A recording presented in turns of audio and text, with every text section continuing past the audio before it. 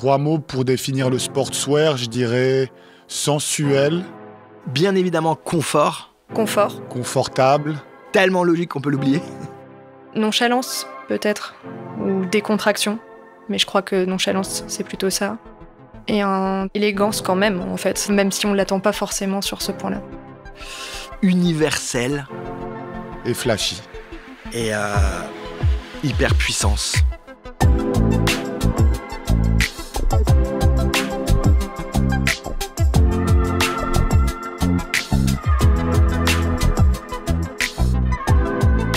Qu'est-ce que le port généralisé des sweats à capuche dit de l'évolution de la mode?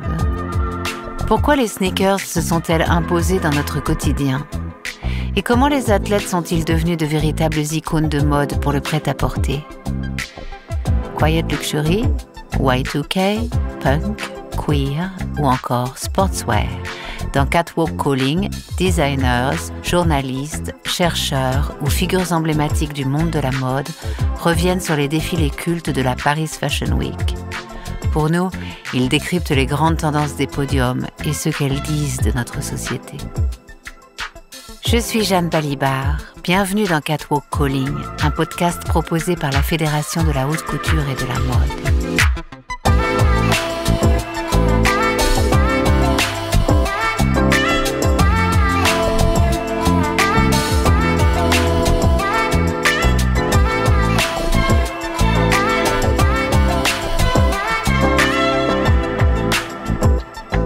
Les survêtements, les sneakers ou les hoodies font partie de notre vestiaire quotidien.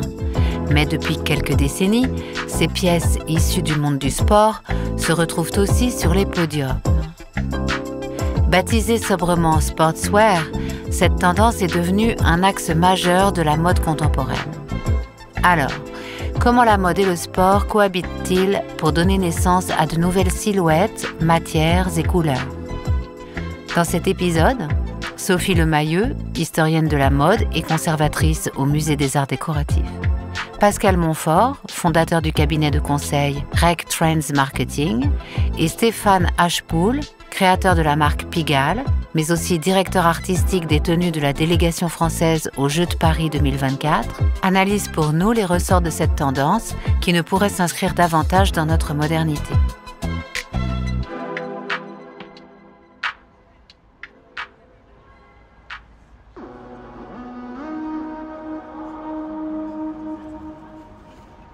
Je pense au défilé de Marine Serre du printemps-été 2023, qui tout simplement se passait sur un stade. Sophie Lemayeux est historienne de la mode et conservatrice au Musée des Arts Décoratifs. Elle nous raconte le défilé qui, pour elle, incarne la fusion du sport et de la mode.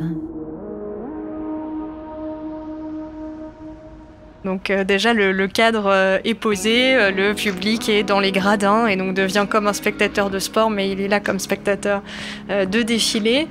Et arrive d'abord une sorte de délégation sportive qui, me semble-t-il, composée de personnes de la maison de Marine Serre, qui donc arrive en l'occurrence avec un grand drapeau, avec un hymne qui est chanté aussi, enfin avec une musique qui est là. Donc vraiment comme on le fait lors d'une cérémonie d'ouverture des Jeux Olympiques par exemple, et qui ouvre le défilé. Arrivent ensuite des sportifs. Djibril Cissé notamment, entre autres, des athlètes handisport, différentes personnalités qui vont d'abord porter plutôt des tenues de type sportif, quelque chose qui fait appel au body, une autre personne qui est en slip mais drapée d'une sorte d'immense drapeau sur les épaules. Il y a vraiment une idée de ces différents corps sportifs aussi qui est présente puisqu'on a de nombreuses disciplines qui sont représentées. Et arrivent ensuite d'autres silhouettes de ce défilé qui vont cette fois mêler des célébrités, des mannequins moins connus, des éléments en jean, d'autres qui font effectivement aussi appel au sportswear d'une manière ou d'une autre. C'est dans l'identité de Marine Serre de toute façon, où on va avoir des sortes de velours éponge comme ceux des survêtements, mais qui vont être utilisés dans une couleur très rose pour des tenues masculines, de type chemisette et pantalon, donc une manière de détourner ces matières du sport. Le détournement. On retrouve cette idée dans la définition que fait Pascal Montfort du sportswear. Il est directeur du cabinet de conseil Rec Trends Marketing, au sein duquel il accompagne les marques iconiques à mieux comprendre l'époque et à opérer des transformations marketing et business. C'est un style vestimentaire qui puise ses pièces emblématiques ou iconiques dans le vestiaire a priori destiné à une pratique sportive et athlétique. C'est-à-dire que toutes les pièces du vestiaire sportswear puisent leurs origines dans une pratique. Aujourd'hui, on sait que plus de 80% des baskets, des sneakers, des tennis, appelons-les comme on veut, ne seront pas portés lors d'une pratique. Il en demeure pas moins que l'origine de la basket vient de discipline sportive et son évolution même correspond à l'évolution du sport et à l'évolution des exigences des athlètes. La silhouette elle-même, la forme, les matériaux et même le design et même parfois les couleurs ont une fonctionnalité au départ. Le sportswear, c'est de l'aisance. Le créateur de la marque Pigalle, Stéphane Hachepoul, nous donne sa propre définition du sportswear. Vu par Hachepoul, on va dire, c'est une allure qui pourrait s'approcher d'un style au quotidien, prêt-à-p, être coloré. Je me souviens d'un costume que j'ai fait qui avait beaucoup d'élastane dedans et en fait qui me permettait de me déplacer à vélo au même titre qu'un jogging. Si je passais en bas de chez moi au terrain de basket, je pouvais quand même, disons, bouger et j'étais libre. Et ce que je vois dans un look sportswear, c'est en fait d'être confortable et d'avoir de l'espace pour bouger.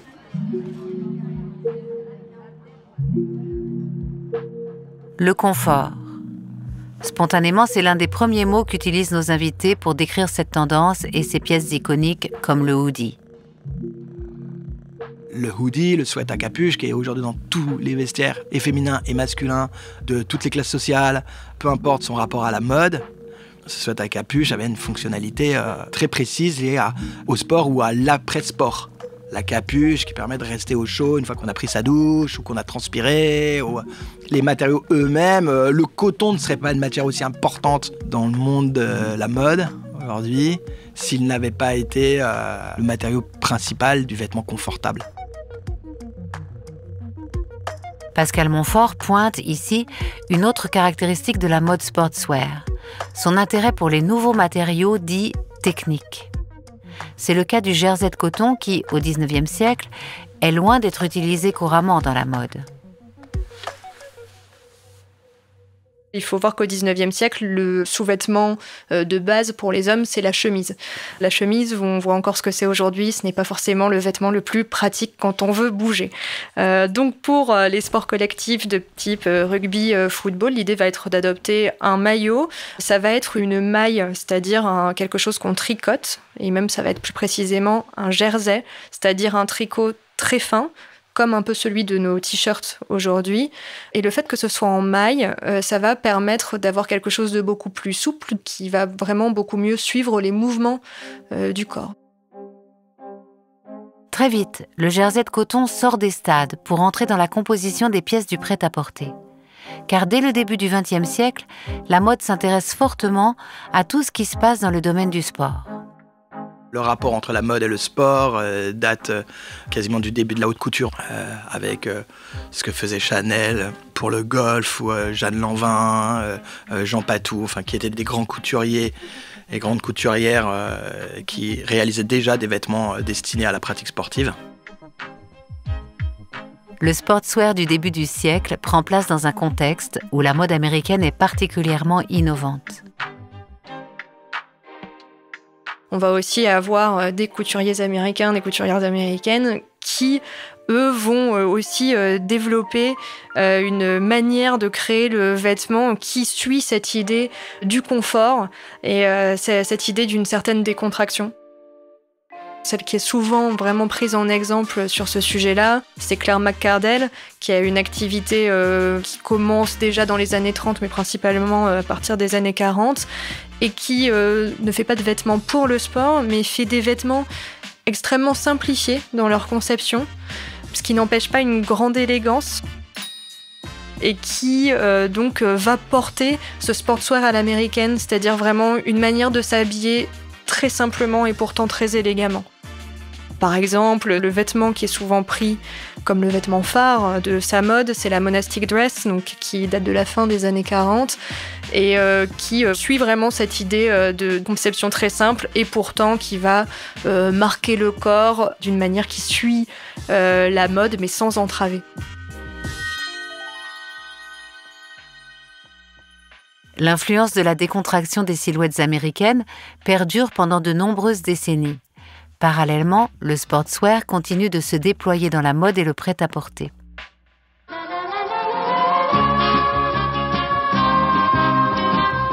Le sportswear est une mode qui prend de plus en plus. Parce qu'en fait, pour le jour, le vêtement doit rester très pratique. Parmi tout ce qui peut les inspirer dans le monde du sport, les créateurs s'intéressent particulièrement à l'usage des couleurs qui y est fait, sur les terrains et dans les tenues. Si tu cours au JO ou que tu fais peu importe quel sport, que tu sois l'équipe de France, l'équipe de Jamaïque ou la Bosnie, tu as une couleur qui te représente. L'utilisation de la couleur et mêler des teintes et des couleurs pour créer quelque chose, c'est quelque chose qui m'est très cher et qui m'a toujours animé. C'est une des premières choses, je pense, qui m'a animé à faire de la mode.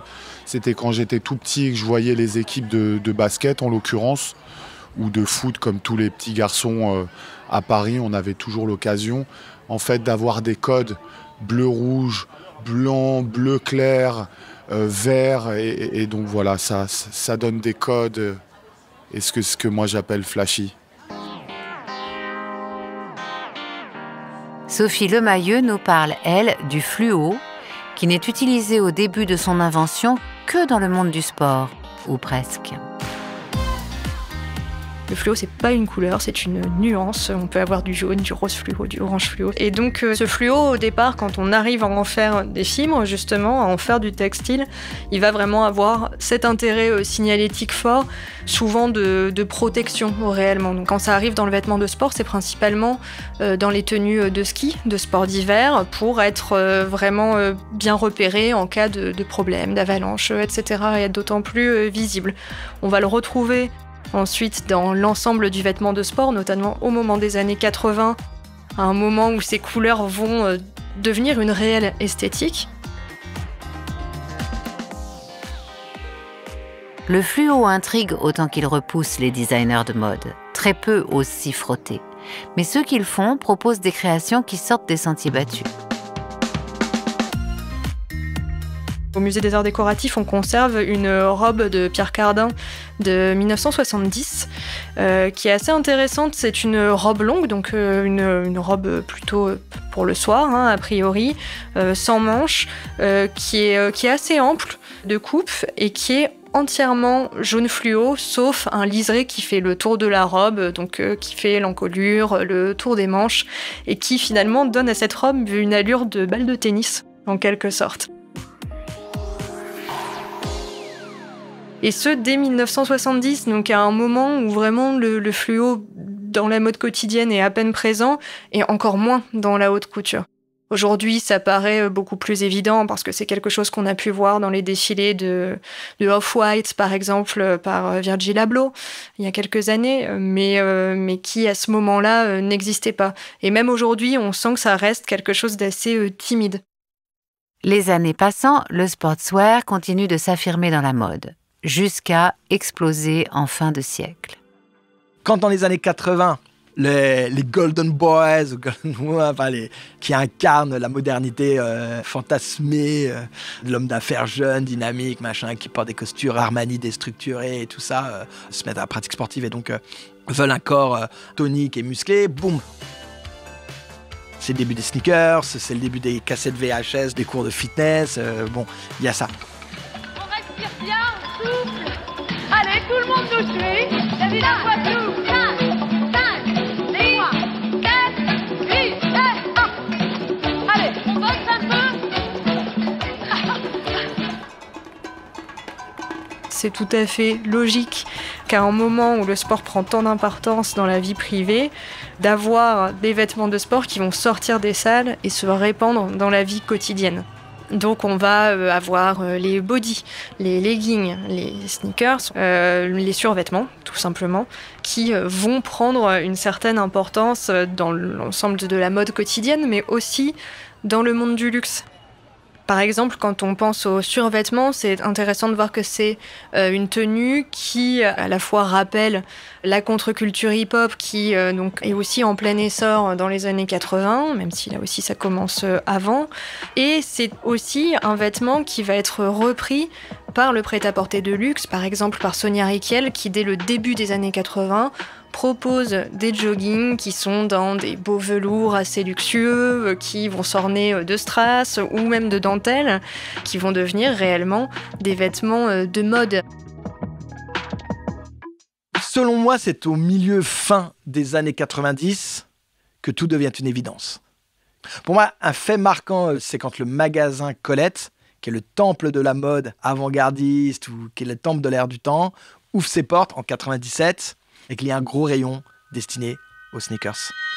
Elles ont pris le pas sur toutes les autres chaussures. En 10 ans, les baskets de ville ou sneakers sont devenues incontournables dans la rue. C'était très nouveau. C'est-à-dire que dans le même lieu, vous aviez Prada, Jil Sander, les créateurs les plus en vogue, Jeremy Scott, enfin les trucs vraiment très pointus et tout ça. Et au pied des mannequins, au pied des vendeurs, et dans les rayons, des New Balance, des Nike, des Adidas, des Converse, etc., etc. Au même moment, Prada Sport, la basket Prada avec la ligne rouge derrière la ligne rossa, machin, énorme succès chez les gens de la mode. Et la Nike Air Max 97, celle en argenté, énorme succès, plus chez les gens de la mode que chez les pratiquants de running pour qui la chaussure était destinée. Si Pascal Montfort nous parle de sneakers, ce n'est pas anodin. Ces chaussures qui viennent des terrains de sport occupent une place particulière dans la tendance des années 2000. Selon Sophie Lemayeux, c'est l'alliance d'un équipementier sportif et d'un grand couturier, tous deux très connus, qui lance le phénomène. Donc Yohji Yamamoto, en 2001, va demander à Adidas quelques paires de baskets pour les utiliser pour son défilé. Ça va être accepté, c'est ce qu'il va montrer. Voilà, tout se passe de manière assez sereine, visiblement, au point que les deux marques commencent à réellement discuter et décident de créer une ligne ensemble, Y3 ou Y3, le Y signifiant Yamamoto, le nom du couturier, et le 3 représentant les 3 bandes d'Adidas. C'est plus qu'une simple ligne, c'est vraiment une marque créée ensemble par ces deux marques, donc en 2002-2003, et qui existe encore aujourd'hui, 20 ans plus tard. Donc là, vraiment, on a quelque chose de très pionnier et qui existe dans la durée, en plus. Dans le sillage de Y3, les collaborations entre équipementiers et créateurs du prêt-à-porter se multiplient, créant au passage de véritables passerelles entre les univers de la mode et du sport. C'est quelque chose qu'on voit bien à travers les collaborations qui sont extrêmement nombreuses aujourd'hui entre les équipementiers, type Adidas, Nike, etc., et le monde de la haute couture. On voit qu'il y a vraiment un échange des valeurs. Donc, d'un côté, les valeurs sportives qui vont arriver du côté de la haute couture, mais aussi la haute couture qui va apporter justement toute cette notion de savoir-faire, de quelque chose qui, même sans être réellement ancestral, appelle à un temps plus long, peut-être, à quelque chose d'un temps plus long. Et donc ce sont ces valeurs qui sont à la fois du savoir-faire et de l'historique aussi un peu, qui vont être apportées au sport et à ce domaine du vêtement sportif sans doute.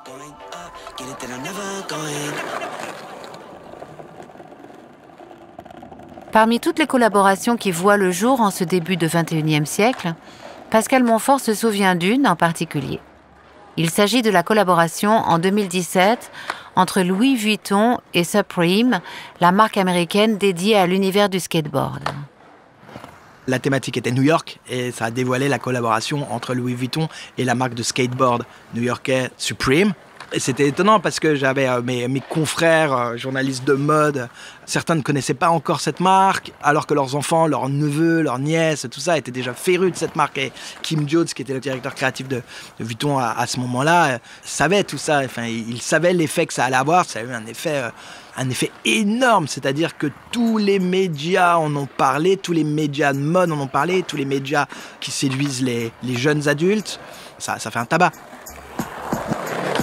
La collaboration avec Supreme, marque plébiscitée par les jeunes mais inconnue des autres publics, met en lumière une autre dimension de la mode sportswear, son intérêt pour la jeunesse. Sportswear et jeunesse, bien évidemment, c'est associé.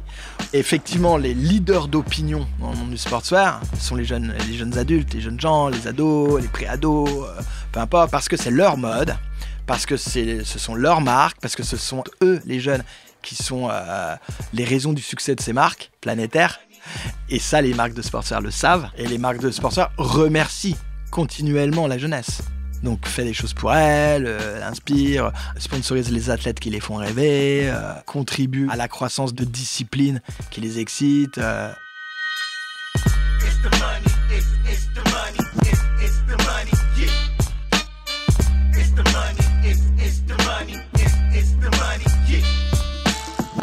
Selon Sophie Lemayeux, cette curiosité est dans l'ADN de la tendance depuis son origine. Déjà, le sportswear des années 20 est finalement lié à donc, ce goût pour la jeunesse, le dynamisme de l'entre-deux-guerres. Donc déjà là, il y a cette idée d'avoir une mode qui se veut jeune. D'ailleurs, c'est le slogan du couturier Marcel Rochas à ce moment-là qui fait une publicité pour la presse sur laquelle on voit la silhouette d'une golfeuse et le slogan, c'est « toujours plus jeune ». Et vraiment, ce sont deux idées qui vont de pair. Aujourd'hui, c'est vrai que le sportswear, on l'associerait plus à la jeunesse, effectivement, à une manière très décontractée de s'habiller qu'on ne se permettrait peut-être pas encore dans les milieux plus formels. Et pourtant, dans le monde des affaires aussi, on voit apparaître des paires de Nike ou des hoodies. Même sur les dirigeants les plus riches du monde, comme Mark Zuckerberg, le célèbre créateur de Facebook. Pour Pascal Montfort, ces looks sont une manière d'acter un changement de règles.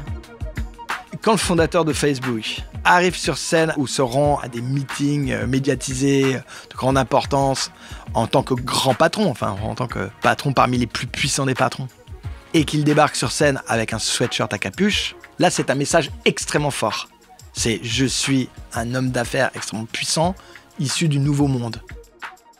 Je ne suis pas comme vous, je ne m'embarrasse pas de vos règles ou des règles d'avant, je ne regarde pas en arrière, je suis le fruit de ma génération. » Cette volonté de troquer les codes souligne à quel point le sportswear s'inscrit dans la modernité. C'est d'ailleurs ce terme qu'utilise Stéphane Hachepoul pour expliquer le dynamisme de la tendance. Que le sportswear s'allie à la couture, je pense que c'est très important parce qu'en fait, c'est un sens de modernité.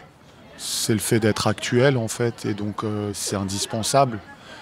Donc on va métisser la couture et le sport, ça se fait de plus en plus depuis 5-10 années, ça va continuer, ça va merger ailleurs. Ça fait partie de l'évolution de cette profession. Stéphane Hachepoul lui-même pratique ce métissage. Par exemple, dans le travail qu'il effectue depuis 2 ans sur la conception des tenues des athlètes pour les Jeux Olympiques de 2024. C'est le coq sportif qui a gagné l'appel d'offres et qui est l'équipementier. Et donc eux, avec l'entité Paris 24, avaient envie d'avoir un directeur artistique qui travaille le sujet, qui donne une cohérence entre les tenues. J'ai mis la couture et l'esprit d'atelier dedans, en fait, au début dans ma création, où il fallait que je ressente. La première chose qui m'est venue quand j'ai travaillé, c'est que je me suis mis en face d'un drapeau français. Et un drapeau français, il y a 3 couleurs, c'est 3 blocs. Et ce qui m'intéressait, c'était d'enlever les barrières de ces blocs et d'ouvrir comme si j'ouvrais un barrage et que ce fluide qui était le bleu commençait à dégouliner dans le blanc et que cette eau blanche commence à dégouliner dans le rouge. Et en fait, en faisant ça, ça a créé des nouvelles teintes. Et de ces nouvelles teintes, ça a créé des couleurs parfois plus pop, beaucoup plus métissé, qui représente la mixité, la diversité des corps, des sports, des cultures. C'est là où c'était très important, c'est qu'il fallait que je ressente le sujet. Et pour le ressentir, j'ai commencé comme un couturier, on va dire.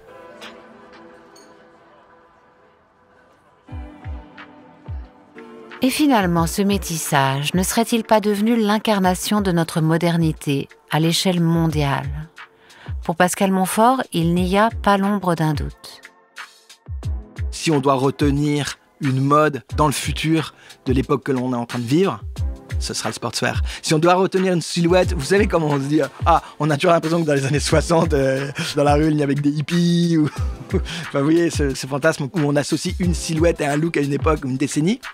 Bon, si on devait associer notre époque, les décennies qu'on vient de vivre, à une silhouette, c'est une paire de baskets, bien évidemment, probablement un hoodie, un t-shirt, sans l'ombre d'un doute, peut-être pas nécessairement le survêtement, mais il y a des chances que oui. Ça serait pas un trench, mais ce serait une doudoune ou une veste de outdoor. Ce ne serait pas un chapeau de haute forme, mais ce serait soit un bonnet de skater, soit une casquette de baseball. Donc la boucle est bouclée.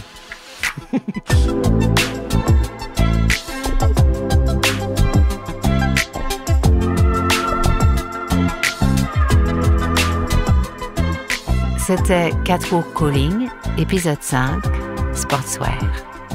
Si vous avez aimé cet épisode, n'hésitez pas à le partager avec vos proches ou à vous abonner sur vos plateformes d'écoute préférées. Ce podcast est une création de la Fédération de la haute couture et de la mode, produit par l'Acme Productions, préparé, tourné et écrit par Lola Berthet, réalisé et mis en musique par Thomas Rosès, avec la voix de Jeanne Balibar.